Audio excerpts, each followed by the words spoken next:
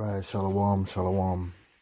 First, I'd like to give all praises unto YAHAWAH, YAHAWASHI, RACHAA, QADASH, and double orders unto the apostles and elders of Great Millstone.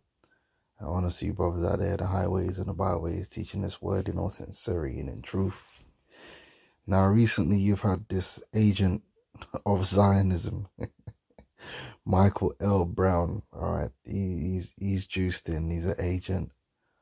His main role is to pacify the Christian man in America. All right, the conservative Christian man in America, to pacify them towards the so-called Jew. All right, it is said that the so-called white Christian in America is the #1 friend of Zionism. All right, and the state of Israel. They fund it. Okay, they enable it to do many crimes, war crimes even, and they turn a blind eye. And people like M.L Brown are put in place to reinforce the folly.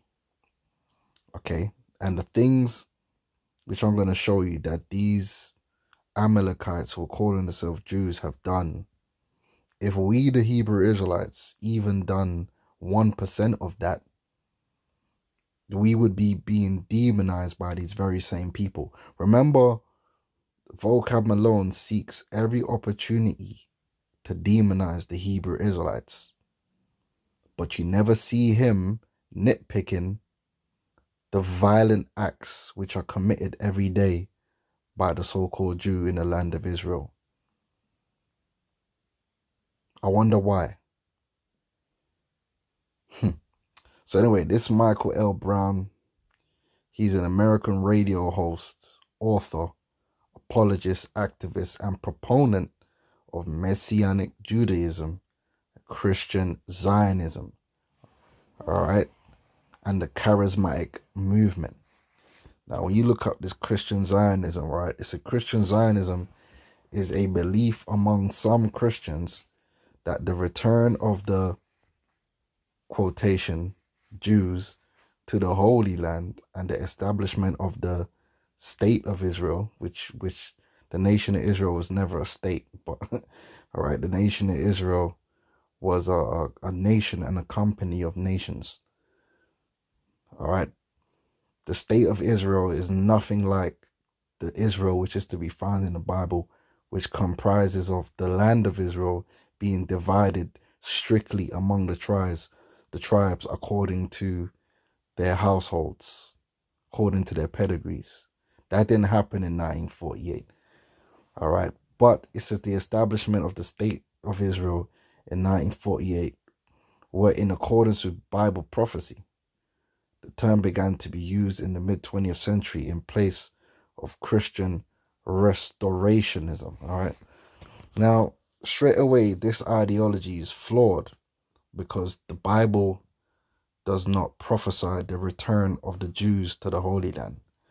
The Bible prophesies the return of the Israelites to the Holy Land. That is all the tribes, and all the tribes, all right, or should I say the 12 tribes, shall dwell in the land in their folds, meaning the land is going to be once again divided among the different individual tribes, but we're going to live as one, meaning we're going to have one king and one Lord.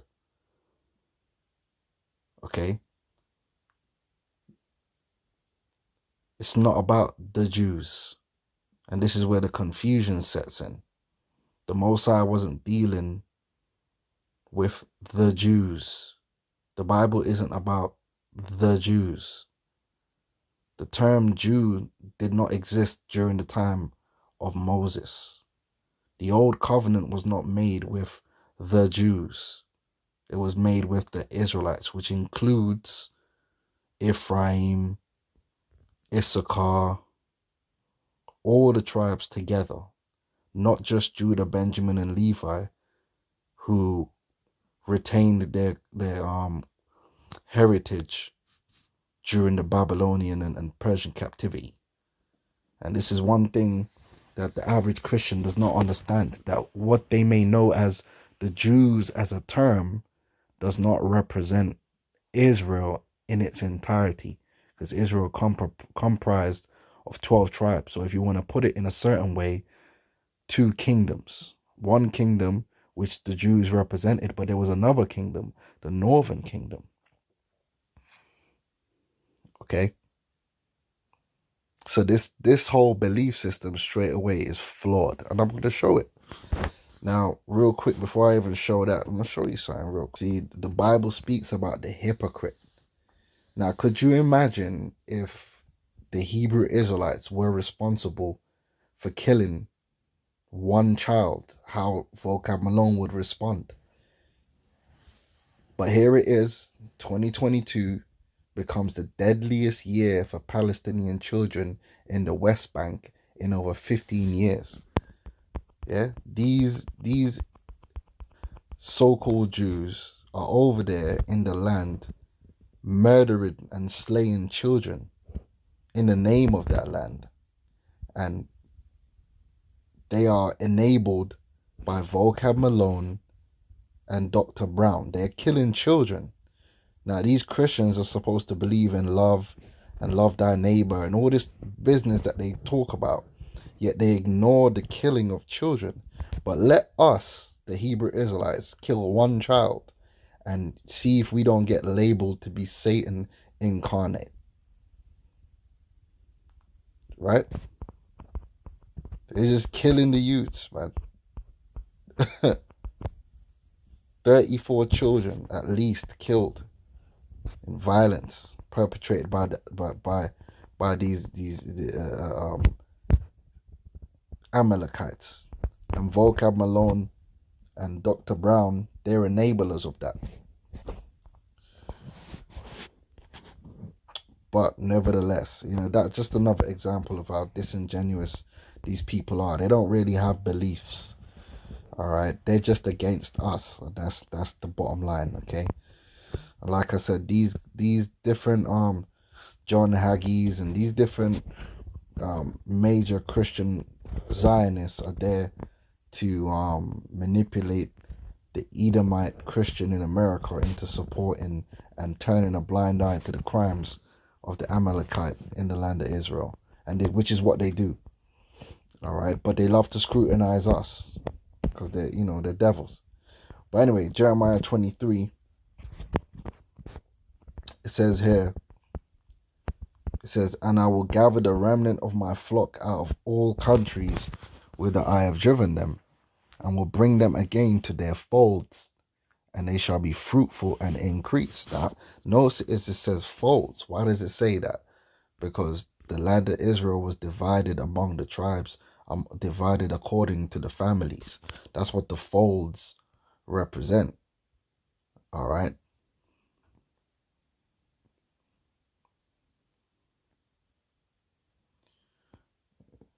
I want to see their pastures. See that when you let me show you something.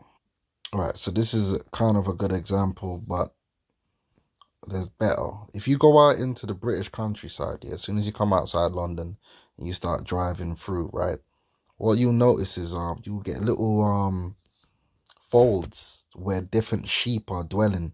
Like if you go Wales, drive around Wales and stuff like that, do you see the land divided, and there'll be sheep dwelling in the different divisions of the land? Those are different folds. So the different tribes, right, the different tribes, as you can see here, these are folds because the Israel is the flock of the Lord's pasture, right? The land is divided into folds. So you see Asher have their fold, Dan has their fold, Naphtali had their fold, Manasseh had their fold.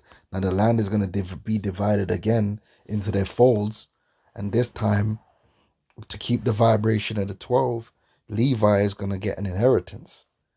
And that's why when you go into the book of Revelations, the 12 tribes which are mentioned include Levi, but doesn't include Dan, right? And that's how the land is going to be divided again. Same way Joshua divided the land among the tribes. the land is going to be divided again according to prophecy, and it's going to look like this. It's, well, maybe not exactly like, but it's going to look in terms of divided by the into the different, or partitioned according to the tribes. Now, if you go to the state of Israel, it's not partitioned according to the tribes. Their states and their districts are not partitioned according to the tribes of Israel, because it's not prophecy. All right, so that's what it means when it says, I will gather the remnant of my flock out of all countries whither I have driven them. I will bring them again to their folds, and they shall be fruitful and increase. And I will set up shepherds over them, which shall feed them, and they shall fear no more, nor be dismayed, neither shall they be lacking, saith the Lord. Right? And the shepherds that represents is the nobles, those nobles that is spoken of in the scriptures. So scripture says their nobles shall be of themselves. All right, those noblemen, those shepherds, is talking about who? The 144,000. All right. And they shall fear no more, nor be dismayed, neither shall they be lacking, saith the Lord.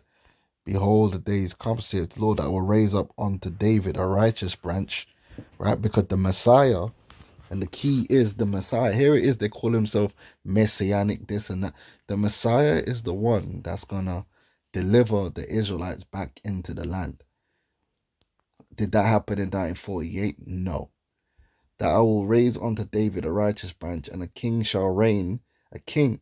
Over there in the land of Israel, they don't have a monarchy according to the lineage of David. They have a parliament. They have a Knesset. Their government is a European government, because it's nothing more than an Edomite European colony in the Middle East. Right? There ain't no house of David over there, and their law system isn't based upon Bible law. It's based upon Islamic and British and Canadian law. Look it up. Yeah? And shall execute judgment and justice in the earth. They're not executing judgment and justice in the earth. They're the devil. Them man are, hold on. This is what them man are doing over there. This is what them man are spreading in the earth. Yeah?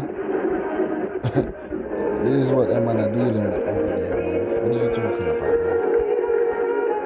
Them man are not moving for judgment and righteousness and the law. Fire. Yeah? It says in his days, right? When that kingdom, that rulership is set up in his days, Judah, which shall be saved, right? Then that Judah represents the southern kingdom, which was known as the Jews, Judah, Benjamin, and Levi, mainly. In his days, Judah shall be saved, but hold on, and Israel shall dwell safely, because that's incorporating the rest of the tribes. And this is his name whereby he shall be called the Lord our righteousness.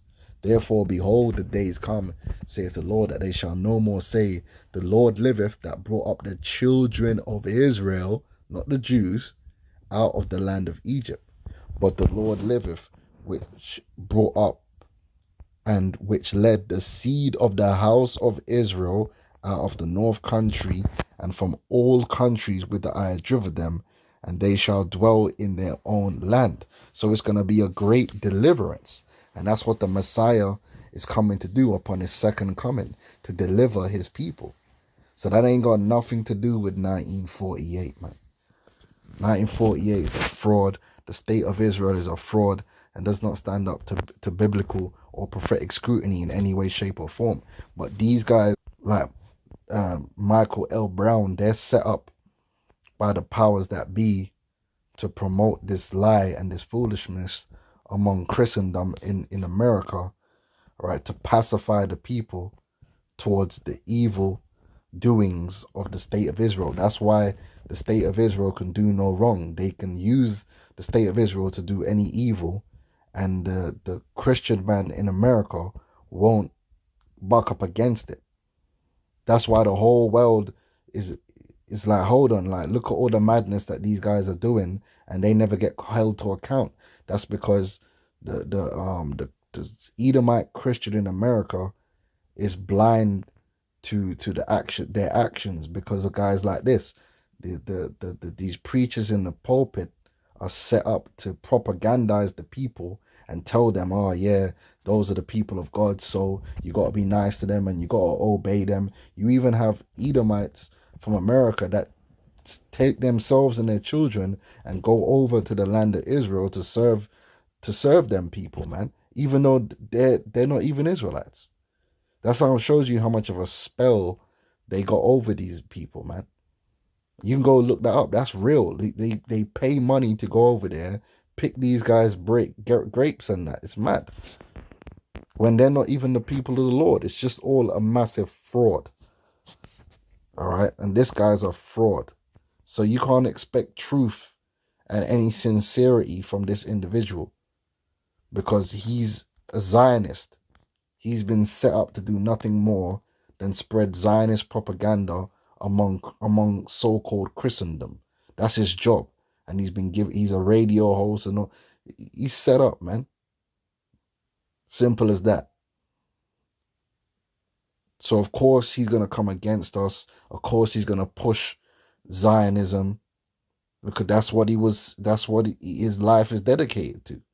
He's a liar. A devil. And you will never see him criticize anything that them devils do. All right. So if that, I'm going to say shalom.